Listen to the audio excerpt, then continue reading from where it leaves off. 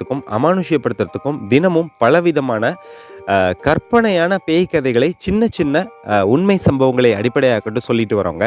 அந்த வரிசையில இன்னைக்கு திண்டுக்கல் மாவட்டம் பக்கத்துல இருக்கக்கூடிய ஓணாம்பட்டிங்கிற ஒரு கிராமங்க. அந்த கிராமத்துல கருப்பையா பூசாரி அப்படின்னா ரொம்ப பிரபலமானவர். ஏன்னா அங்க இருக்கக்கூடிய கருப்பர் கோயிலுக்கு அவர் தாங்க பூசாரி. ரெண்டாவது, அந்த ஊர்ல இருக்கக்கூடிய எல்லா நல்லது கெட்டதுகளுக்கும் அந்த ஊர் தலைவர் ஜெகதீசனை விட முதல் ஆளா வந்து நிக்கிறதும், முதல் ஆளா மக்கள் கூப்பிடுறதும் அவரை தாங்க. இதனாலேயே கருப்பையா பூசாரி அந்த ஊர்ல ரொம்பவே பிரபலம். மக்களுக்கு நிறைய நல்ல விஷயங்கள், நல்லது கெட்டது எல்லாத்தையும் எடுத்து சொல்லக்கூடிய ஒரு ஆளுங்க. கருப்பையா பூசாரிக்கு ஒரு பையங்க. அந்த பையனோட பேரு சுகன்.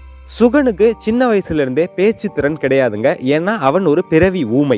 சுகன் இந்த மாதிரி இருக்கிறத நினைச்சு ஊருக்கே நல்லது செஞ்சு கருப்பருக்கு தினமும் பூசை செய்யக்கூடிய அந்த கருப்பையா பூசாரிக்கு ரொம்பவே வருத்தம். என்னடா இது, நம்ம பையன் சுகன் ஊருக்கே நல்லது செய்யறோம், அந்த கருப்பருக்கு 3 வேளை